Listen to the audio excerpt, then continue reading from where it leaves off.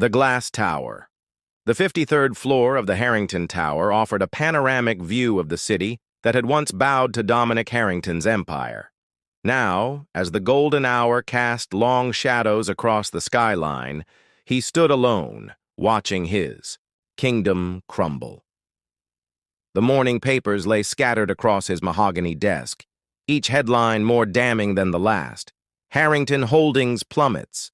Investors flee amid fraud allegations. The fall of a titan. Mr. Harrington, his assistant's voice crackled through the intercom. The board members have arrived for the emergency meeting. Dominic adjusted his custom Italian suit, a habit born of 2 decades climbing to the pinnacle of success. At 45, the silver threading his dark hair was the only sign of age on his otherwise commanding presence. Tell them I'll be there in 5 minutes. The boardroom, once a theater for his triumphs, had transformed into an execution chamber. 12 faces, previously deferential, now cold with judgment, awaited him. "The numbers don't lie, Dominic," said Richard Blackwood, his longest-standing board member. "We've lost 60% of our market value in 3 weeks. Major clients are terminating contracts by the hour." "This is a temporary setback," Dominic replied, his voice steady despite the chaos within. "The allegations are baseless." "Baseless?" Victoria Way, head of legal, interrupted. "Your CFO is cooperating with federal investigators. The financial discrepancies trace back 5 years. We're not just facing bankruptcy, we're facing criminal charges."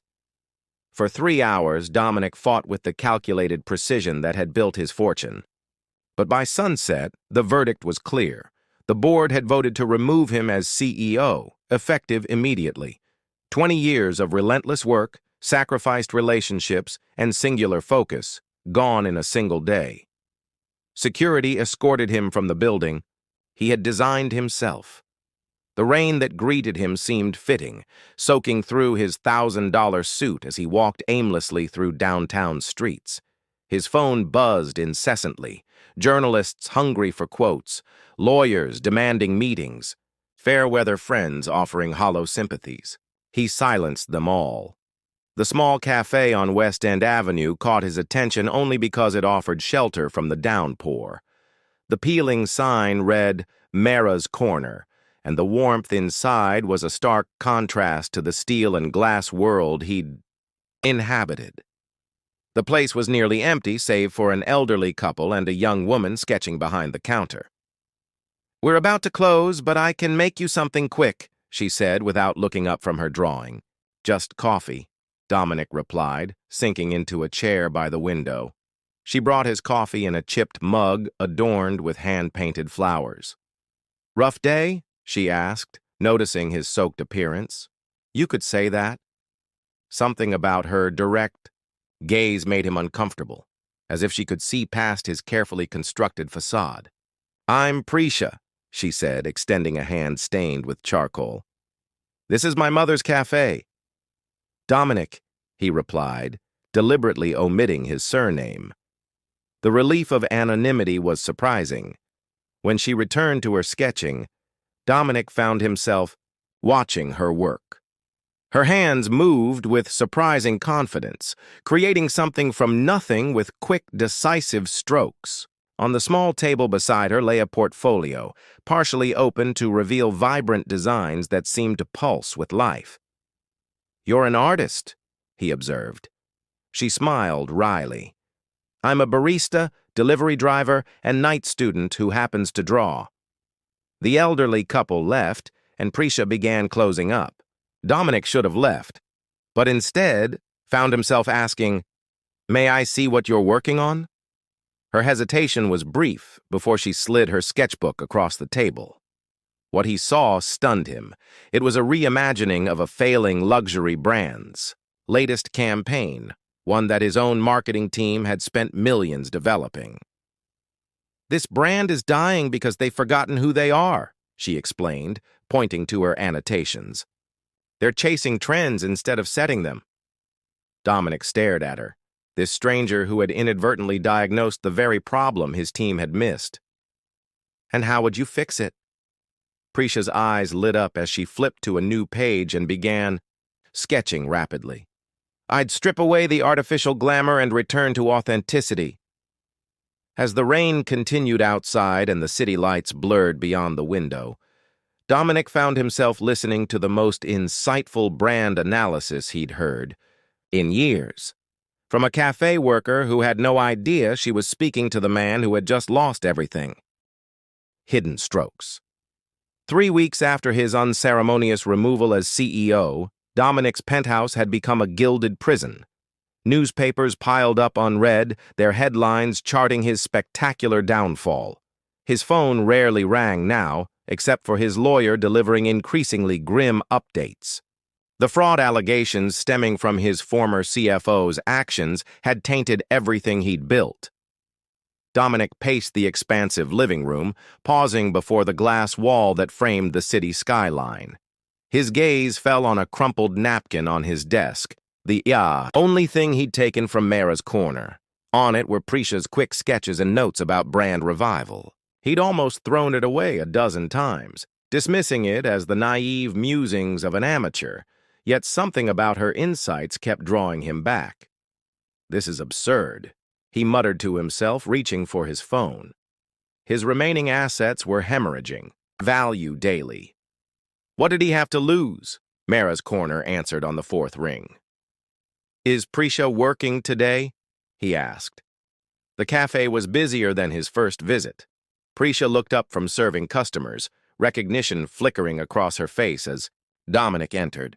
Her dark hair was pulled back in a practical bun, her simple clothes a stark contrast to the designer labels surrounding her. The mysterious businessman returns, she said when she finally approached his table. Still having a rough day? A rough month, he admitted. I have a proposition for you. Prisha's expression turned guarded. I'm not interested in a consultation, he clarified quickly. I want to hire you for your perspective on a business matter. She studied him for a long moment. I have another job after this shift, but I could meet you tomorrow. I'll pay you double whatever you make in a day, Dominic countered. Something flashed in her eyes. Not greed, but calculation. Triple, and we meet here, not at your office. The following afternoon, Dominic arrived with a portfolio containing confidential documents about Harrington Holdings' flagship luxury brand. While he'd been removed as CEO, he still held significant ownership. If he could revitalize even one division, perhaps he could begin rebuilding. Prisha arrived 20 minutes late, slightly breathless. Sorry, my mother needed her medication. For the first time, Dominic noticed the dark circles under her eyes. Is she unwell? Chronic illness, Prisha said dismissively. You're not paying me to discuss my family. What's this about? When Dominic revealed his identity, he expected awe or intimidation.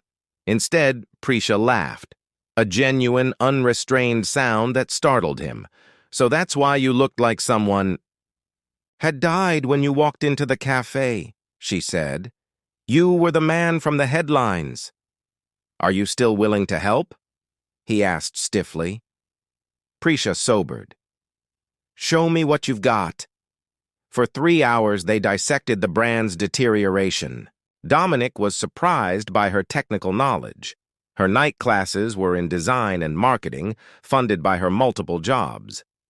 But what truly stunned him was her instinctive understanding of emotional connection in branding.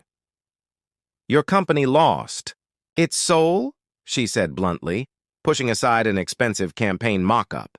Look at these early designs from when you founded the company. There was passion here, authenticity. Now it's just expensive noise. Her words stung because they echoed thoughts he'd suppressed for years.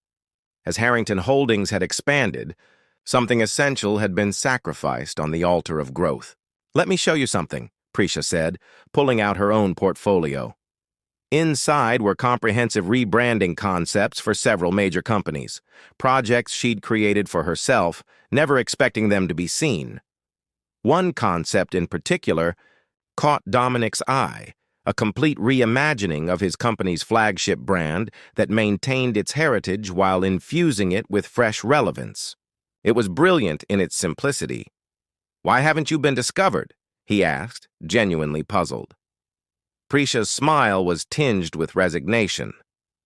"Do you know how many talented people are out there without connections, without the right background, without time to pursue opportunities because they're working 3 jobs?" The truth of her words settled uncomfortably between them. "I want to buy this concept," Dominic said finally. "It's not for sale," she replied. "But I'd consider a partnership." "A partnership?" he repeated incredulously. "Between a billionaire, former billionaire," she corrected, "and a cafe worker? Between someone who needs a creative solution and someone who can provide it," Prisha countered. 15% of whatever value the rebrand generates, plus a consulting fee during development. Dominic almost laughed at her audacity, but something stopped him. The girl sitting across from him, in her simple clothes with charcoal-stained fingers, possessed something he desperately needed: vision. 5%, he countered. 12. 8, and I'll cover your mother's medical expenses during the project. Prisha's composure slipped momentarily, revealing the weight she carried. "How did You've checked your phone 6 times for messages from caregivers. The prescription reminder app pinged twice," Dominic explained. "I built my business by noticing details." She extended her hand. 10%, medical coverage, and I want everything in writing." As they shook hands, neither realized they had just formed a partnership that would reshape not just a brand, but their lives. Outside the cafe window, the afternoon light caught the glass towers of the financial district, illuminating them in a way that made even their cold facades seem momentarily warm with possibility. Dominic left Mara's corner that day with something he hadn't possessed in weeks: hope. In his briefcase was Prisha's portfolio, the first strokes of what might become his redemption or his final failure. That night, for the first time since his fall, he didn't dream of board meetings or plummeting stock prices. Instead, his mind, filled with vibrant colors and bold designs, a vision of the future painted by a young woman who saw value where others saw only ruin. The canvas of trust. The abandoned warehouse in the city's arts district had once manufactured textiles. Now, under Dominic's direction, it transformed into a makeshift creative headquarters. Industrial lighting illuminated the vast space where concept boards lined the walls and sample materials covered long tables. It was nothing like the gleaming corporate offices he'd occupied for decades, yet something about its raw authenticity felt right. "This is unexpected," Prisha said, surveying the space on their first official day of partnership. She wore the same practical clothes as always, her portfolio clutched tightly under her arm. "I thought we needed neutral ground," Dominic replied. "Somewhere neither of us would have the home advantage." The truth was more complicated. His assets were increasingly frozen as investigations continued, and leasing this space had been one of the few transactions he could complete without scrutiny. His lawyer had advised against this entire venture, calling it a desperate Hail Mary with an unproven amateur. Perhaps it was, but desperation had become Dominic's constant companion. For the first week, they worked in awkward parallel. Dominic, making calls to the few industry contacts still willing to speak with him, Prisha immersed in creating design concepts. The gulf between their worlds remained vast and seemingly unbridgeable. "This isn't working," Dominic finally said one evening, as rain pattered against the warehouse's high windows. "We're operating as separate entities rather than partners." Prisha looked up from her sketches, fatigue evident in the slope of her shoulders. "What did you expect? That I'd suddenly understand the intricacies of corporate restructuring? Or that you'd develop an eye for design overnight?" "I expected professional commitment," he countered. "You've missed 2 meetings this week." Her eyes flashed. "Because my mother's health took a turn." Some of us have responsibilities that don't fit neatly into a business schedule. The silence that followed was heavy with unspoken realities. His privilege, her struggle, the improbability of their alliance. "Tell me about her," Dominic said, finally, his voice softer than she'd ever heard it. Prisha hesitated, then set down her pencil. "She has an autoimmune condition. It's been progressively worse since my father died 5 years ago. The cafe was their dream, but it's barely staying afloat now. And yet you're studying design, working multiple jobs, and now taking a chance on this venture." "I don't have the luxury of focusing on just one path," she said simply. "If one fails, I need the others." Something shifted in Dominic's understanding. His own path had been singular, the relentless pursuit of success, to the exclusion of all else. Perhaps that narrow focus had been his downfall. "I have a proposal," he said. "Let me meet your mother. See the cafe. Understand where you come from."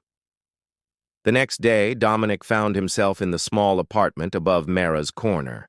The space was modest, but filled with evidence of love. Family, photographs, handmade quilts, the scent of spices from the kitchen.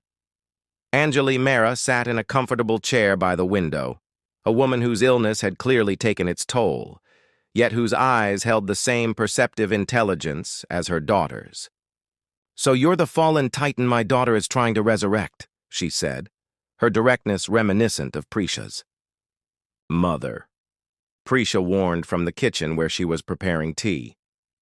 "It's a fair assessment," Dominic replied, finding himself strangely unbothered by her bluntness. "Prisha says you built an empire. Tell me, Mr. Harrington, what was your foundation?" The question caught him off guard. "Innovation. Identifying opportunities others missed." Anjali's gaze was evaluating. "Not people, not relationships. I had excellent employees," he began defensively. "But did you have partners, equals?" She gestured toward her daughter. "Prisha has extraordinary talent, but talent alone doesn't create lasting impact. Trust does." The conversation stayed with Dominic long after he left.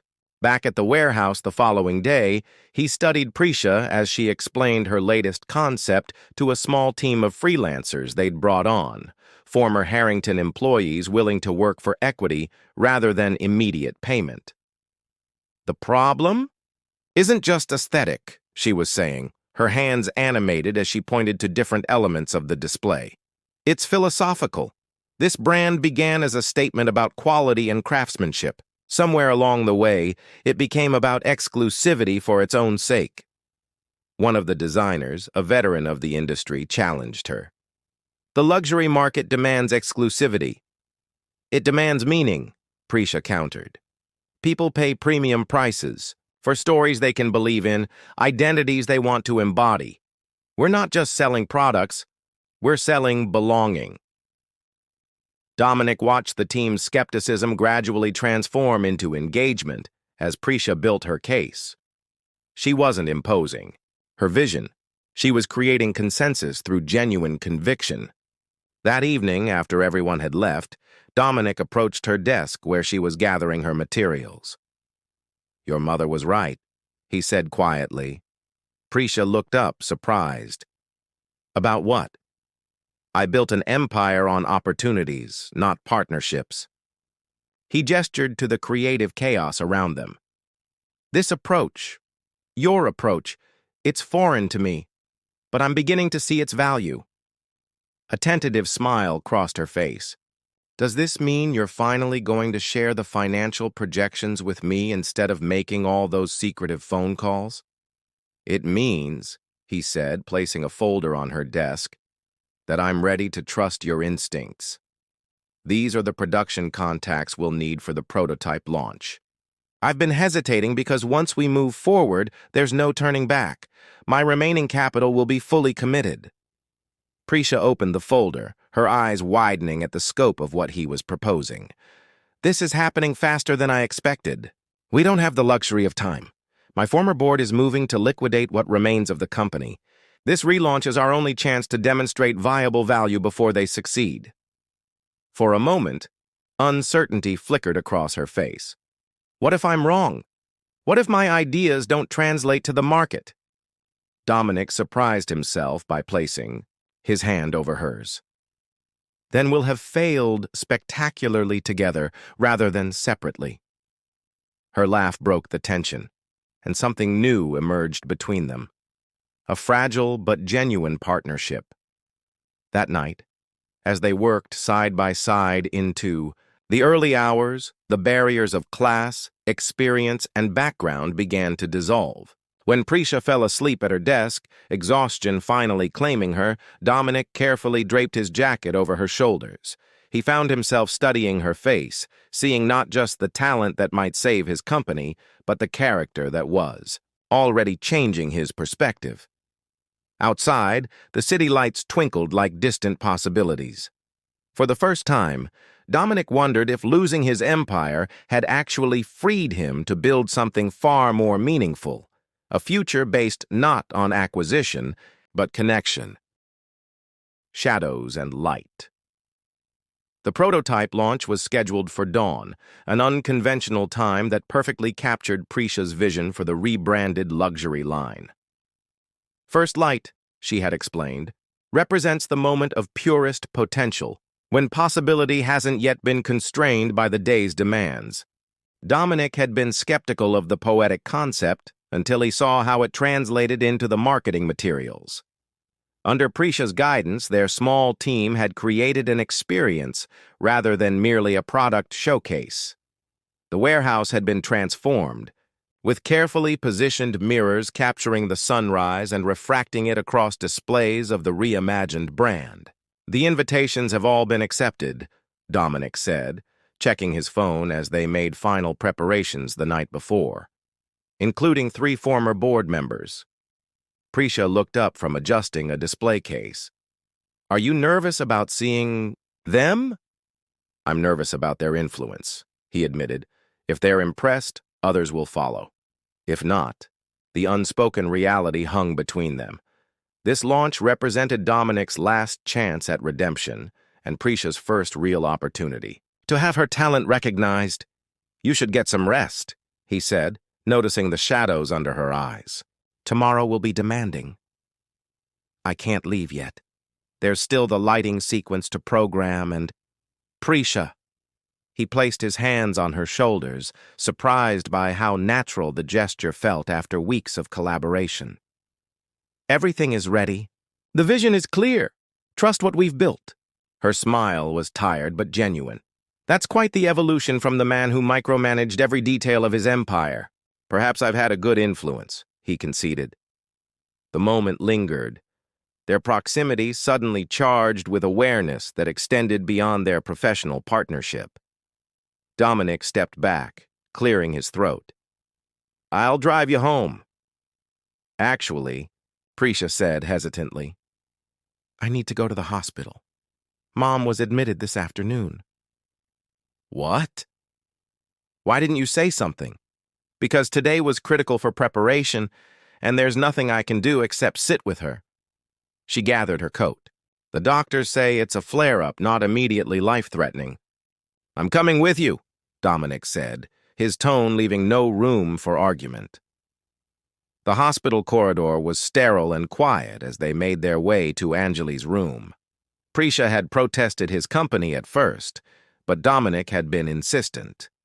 Partners don't face crises alone, he'd said, surprising himself with the conviction behind his words. Anjali was awake, looking frailer than Dominic remembered, but with the same penetrating gaze. 2 visitors at this hour? The nurses will have something to gossip about. How are you feeling, Mrs. Mehra? Dominic asked, remaining by the doorway as Prisha rushed to her mother's side. Like someone is conducting a symphony of pain through my joints, she replied, matter-of-factly. But I've had worse days. Her eyes narrowed. Shouldn't you both be preparing for tomorrow's grand revelation? Everything's ready, Prisha assured her, adjusting her mother's pillows. Not quite everything. Anjali reached for a bag beside her. Bed. Prisha, give me a moment with Mr. Harrington, please. When they were alone, Angeli motioned Dominic closer. "My daughter believes in you," she said without preamble. "Not just in your business, but in you as a person. That is a precious gift." "I know," he replied quietly. "Do you?" She handed him a worn leather portfolio. "These are Prisha's earliest designs. She was creating beauty long before she had any hope of recognition.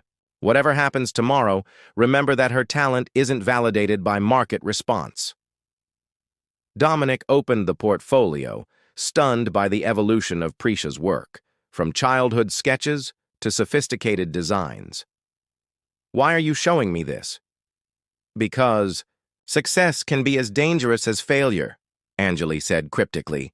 "Now go, both of you. Create your miracle at dawn." They left the hospital shortly after midnight. In the car, Prisha was uncharacteristically quiet, staring out at the city lights. "Your mother is remarkable," Dominic said, breaking the silence. "She sacrificed everything for me after my father died." Prisha's voice was soft. The cafe was supposed to be their retirement dream, not her burden. "After tomorrow, let's not count successes before they happen," she interrupted.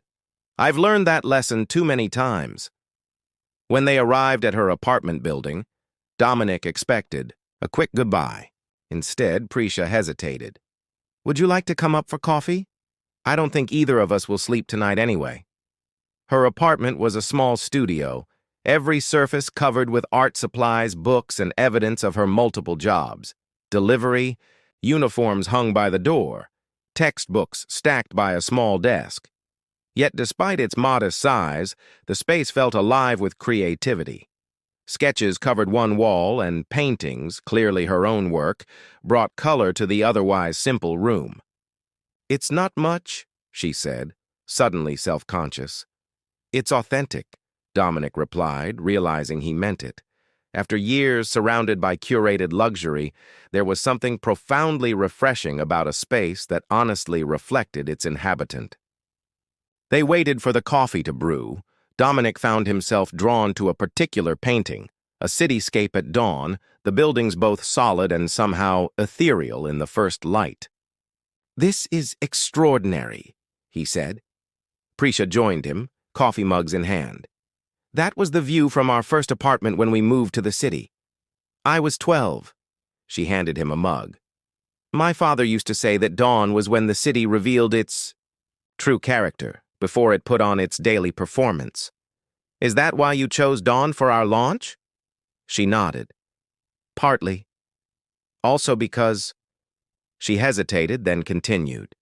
"Because when everything in my life has fallen apart, watching the sunrise reminds me that renewal is always possible." The simplicity and depth of her statement struck Dominic deeply.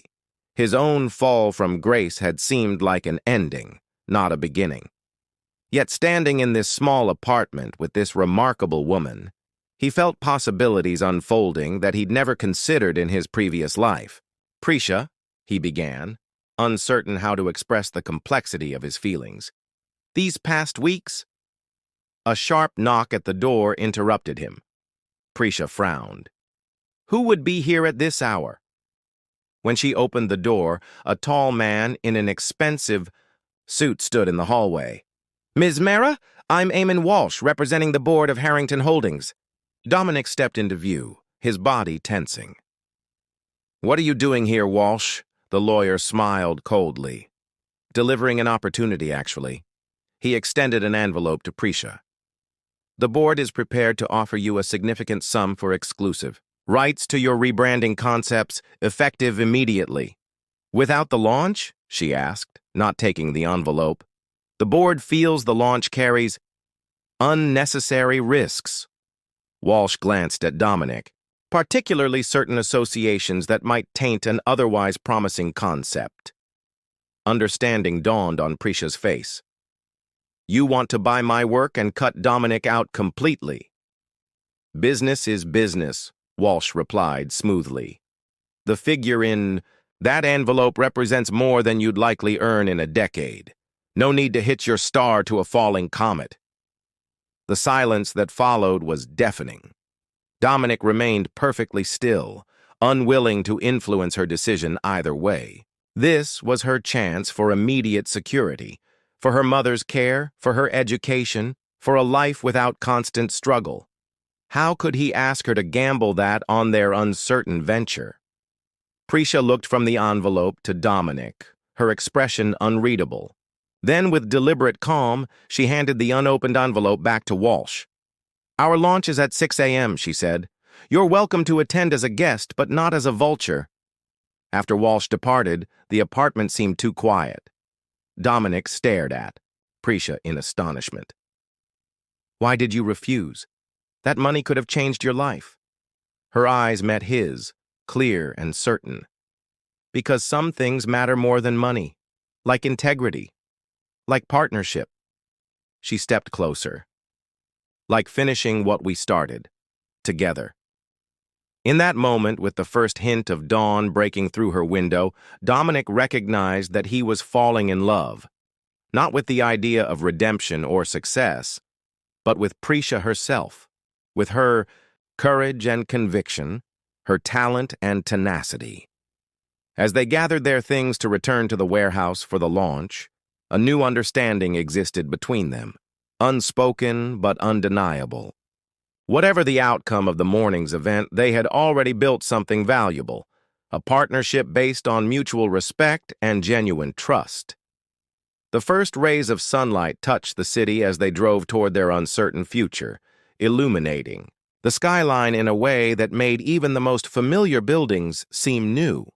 Possibility hung in the air, as delicate and powerful as the light itself. Masterpiece unveiled. The warehouse glowed like a lantern in the pre-dawn darkness, drawing the city's most influential fashion and business leaders to its doors. Inside, the transformation was complete. Industrial space converted into a gallery of light and shadow, each display strategically positioned to capture the approaching sunrise. Dominic stood at the entrance, greeting arrivals with a composure that belied his inner tension. He wore a suit from his own rebranded line, the first prototype designed with Prisha's vision of accessible luxury. The materials were ethically sourced, the craftsmanship impeccable, but without the ostentatious logos that had dominated the brand's recent years. "Quite the dramatic setting, Harrington," remarked Vivian Zhao, fashion editor for the city's most prestigious magazine. "Either brilliant or desperate, I haven't decided which." "Perhaps both," Dominic replied with unexpected candor. "The best risks often are." Across the room, Prisha moved among the displays, making final adjustments. She'd chosen to wear a simple dress in deep indigo, not a designer label, but something she'd modified herself with subtle elements that echoed the new brand aesthetic. Several guests had already mistaken her for one of the models, an assumption she hadn't bothered to correct. At precisely 5:55 a.m., Dominic approached the center of the space. The murmur of conversation faded as he raised his hand. "Thank you all for joining us at this unconventional hour," he began. "For 20 years, Harrington Holdings has represented a particular vision of luxury, one rooted in exclusivity and status. Today, we're introducing a fundamental shift in that vision." He gestured toward Prisha, who stepped forward. A ripple of curiosity passed through the crowd. This unknown young woman clearly held some importance in whatever was about to unfold. "This is Prisha Mehra," Dominic continued, "the creative director behind everything you'll experience today. Together, we've reimagined not just a brand, but the relationship between creator and consumer, between luxury and meaning." The warehouse fell silent as the first rays of sunlight breached the eastern windows. As if orchestrated by nature itself, the carefully positioned mirrors caught the light, creating pathways of radiance that illuminated each display in sequence. The effect was breathtaking. Products seemingly revealed not by human intervention, but by the dawn itself. "Authenticity," Prisha spoke for the first time, her voice clear and confident. "That's the true luxury in a world of manufactured experiences. What you're seeing isn't just a collection of products, It's a philosophy made tangible. As the guests moved through the space, the storytelling behind each piece unfolded. Craftspeople, many from marginalized communities, had been employed at fair wages. Materials were sustainable without compromising quality. Each item came with a digital passport documenting its journey from conception to completion. "It's not just beautiful," Vivian Zhao murmured, examining a handbag with undisguised admiration. "It's meaningful." Near the back of the room, Dominic noticed 3 former board members in deep discussion, occasionally glancing toward him with expressions ranging from skepticism to reluctant interest. Eamon Walsh stood among them, his earlier confidence noticeably diminished. The event culminated as full daylight flooded the warehouse. Dominic found himself beside Prisha as she concluded her presentation to enthusiastic applause. "They love it," he said quietly. "You did the impossible." "We did," she corrected, her eyes bright with exhaustion and triumph. As the crowd dispersed into discussion groups, sampling the breakfast prepared by a local cooperative, Julian Chen, the most influential of Dominic's former board members, approached them. "Impressive pivot, Harrington," he said, studying Dominic with new respect. "The market research backs your instincts," he added, turning to Prisha. "Conscious luxury is projected to outperform traditional luxury 3-to-1 over the next decade." "This isn't about market trends," Prisha replied. "It's about returning to what luxury originally meant: exceptional quality with purpose and integrity." Chen smiled slightly. "Idealism and profit aren't mutually exclusive, Ms. Mera. I'd like to discuss investment opportunities, if you're open to it." "We'll consider all serious proposals," Dominic said carefully. After Chen departed, more potential investors approached, each interaction a subtle validation of their vision. By mid-morning, they had received expressions of interest totaling more than double what they needed for full-scale production. When the last guest had finally left, Dominic and Prisha sat alone among the displays, the warehouse now filled with ordinary daylight instead of the magical dawn illumination. "We should celebrate," Dominic said, loosening his tie. "Everything we hoped for has materialized." Prisha's smile was tired but genuine. "Almost everything." She checked her phone. "I need to get to the hospital. Mom will want to hear every detail." "Of course, I'll drive you." The hospital corridor seemed less oppressive in daylight. When they entered Anjali's room, they found her sitting up, looking stronger than the previous night. "Well?" she demanded without preamble. "Did the sun reveal your miracle?"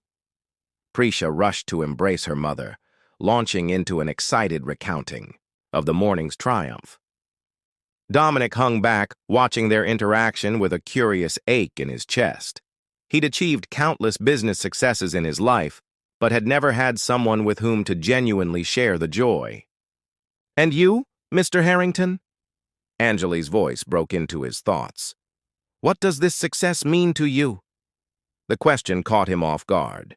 In the whirlwind of preparation and execution, he hadn't fully processed his own feelings. "It means," he began, then paused, searching for honesty rather than the practiced responses of his former life. "It means I was wrong about what creates lasting value. It's not strategic acquisition or market dominance. It's human connection, vision shared and multiplied." Anjali's knowing smile suggested she'd anticipated this revelation. "Then you've gained far more than a business revival." The 3 of them talked until a nurse gently reminded them that visiting hours were ending. As they prepared to leave, Anjali caught Dominic's hand. "You'll take care of each other," she said. It wasn't a question. Outside the hospital, the afternoon, sun cast long shadows across the parking lot. Prisha seemed lost in thought as they walked to the car. "What are you thinking?" Dominic asked. "About cycles," she replied. 6 months ago, I was serving coffee and sketching dreams that seemed impossible. Now those dreams are becoming reality." She looked up at him. And you've cycled from empire to collapse and back toward something new. Not back, he corrected. Forward, toward something better. They drove in comfortable silence until Dominic unexpectedly turned toward the waterfront rather than her apartment. "Where are we going?" Prisha asked. "There's something I want to show you." He parked near a small marina where dozens of sailboats bobbed gently in their slips. Leading her to the end of a dock, he pointed to a modest but elegant vessel with clean lines and weathered teak decking. "This is Solace," he said. "The only asset I didn't acquire through Harrington Holdings. My grandfather taught me to sail, on a boat similar to this. It's the one thing I couldn't bring myself to liquidate even at my lowest point." Prisha ran her hand along the polished railing. "It's beautiful. When I was building my company, I promised myself I'd take time to sail, to remember why I was working so hard." Dominic's expression was reflective. "I never did. There was always another deal, another acquisition. And now? Now I understand what my grandfather meant when he said, 'The journey matters more than the destination.'"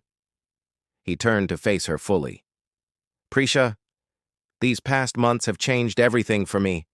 Not just professionally, but personally." The setting sun cast a golden light across her face as she looked up at him. "For me, too. When I lost everything, I thought it was the end," he continued. "Instead, it was the beginning of understanding what actually matters. Creating something meaningful, having integrity in your work and relationships, finding—" He hesitated, then finished softly. "Finding someone who sees you clearly and values what they see." Prisha stepped closer, her eyes never leaving his. "Is that what I've done? Seen you clearly?" "More clearly than anyone ever has." His hand, gently, brushed a strand of hair from her face. "You didn't just save my brand, Prisha. You helped me rediscover purpose, connection, joy." The kiss that followed felt both surprising and inevitable, the natural conclusion to a journey that had begun in a rain-soaked cafe months earlier. When they finally separated, Prisha's smile held both certainty and wonder. "So what happens now?" she asked. "With the business? With us?" Dominic gestured toward the horizon, where the last light of day met the first stars of evening. "Now we navigate by different stars. We build a company that values artistry and ethics equally. We measure success not just in profit margins, but in lives improved, including our own." "That sounds like a fairy tale," she said, though her tone held hope rather than skepticism. "Perhaps," he acknowledged. "But I've learned that some fairy tales contain more truth than balance sheets and business plans." As twilight deepened around them, they remained on the dock, talking about possibilities that extended far beyond commerce. The city lights began to twinkle across the water, each reflection a reminder of transformation, how falling can lead to flying, how endings create beginnings, how two people from vastly different worlds can create a shared vision that changes both their lives. The following week brought a flurry of activity: contracts with ethical manufacturers, negotiations with investors on their terms, and the first major orders from retailers eager to associate with the rebranded line. Anjali was released from the hospital and insisted on returning to her cafe, though now with proper help and reduced hours. 1 month after the launch, Dominic and Prisha stood in the renovated office of what was now called Mara and Harrington Designs. The space balanced his preference for clean functionality with her eye for color and texture, a physical manifestation of their complementary strengths. "The latest sales projections," Dominic said, handing her a tablet. "We've exceeded even our most optimistic forecasts." Prisha glanced at the numbers, then set the tablet aside. "Important, but not everything." He smiled, understanding completely. Not everything at all. Outside their window, the city continued its relentless pace, unchanged yet fundamentally. different in their eyes. What had once seemed like a landscape of competition and conquest now represented possibility and connection. The empire Dominic had lost had been replaced by something far more valuable, a partnership built on mutual respect, a business founded on authentic values, and a love story that had begun with a chance encounter between a fallen titan and a young woman with hidden talents who saw beauty where others saw only ruin. In the end, success wasn't measured in billions or headlines, but in the quiet certainty that they had created something true, both in business and in life, something that would endure long after the spectacle of wealth and power had faded away.